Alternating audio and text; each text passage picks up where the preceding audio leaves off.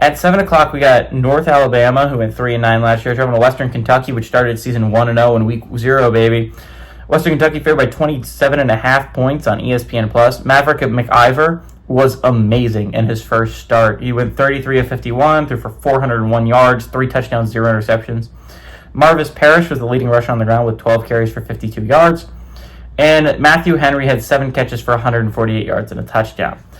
And I'm recording this after the Thursday game, so we know for a fact that Boise State lost to USF, and suddenly the door is wide open for group of 6 teams, because suddenly the by far favorite to get that college football playoff spot is looking mighty weak, and right now I think would be eliminated, but we'll see. I mean, there could be the fact that Boise State wins out, and maybe there's no other group of 5 team that ends with only one loss, that ends with 0 losses, an undefeated team.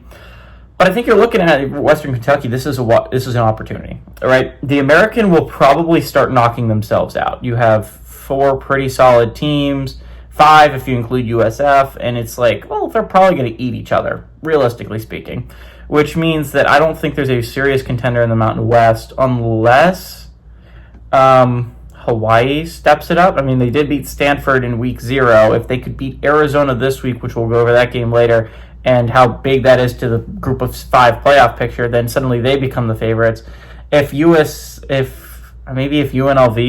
turned it on, although they looked mighty weak against Idaho State, I don't think there's a legit contender in the Mountain West. I think the American will eat itself alive.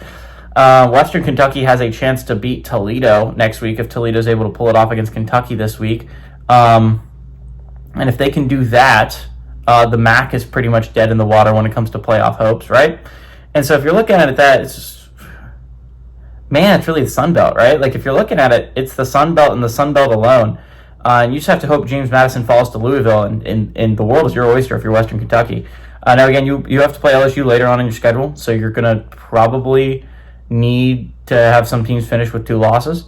So those conference champs, so it'll be interesting if you want to pass straight to there, but Western Kentucky looks so good, man. This is a Western Kentucky thing I legit think is a dark horse to make the college football playoffs. I think they absolutely could do it.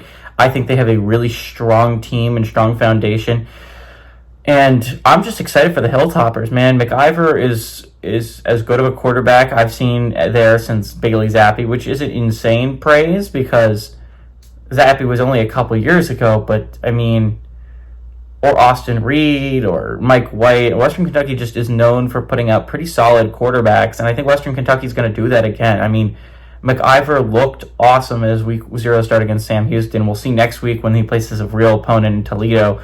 But realistically, if you're Western Kentucky, you probably are fine until like November. Like realistically speaking, there's not a team on your schedule after Toledo that really gives you a fight until November. And so Western Kentucky, if they can beat Toledo next week, if they can start 3-0, I think a lot of eyes are going to be on them to make the college football playoff. So I like Western Kentucky here. I'm very high on them. I think Western Kentucky is going to win. I think Western Kentucky is going to cover at home.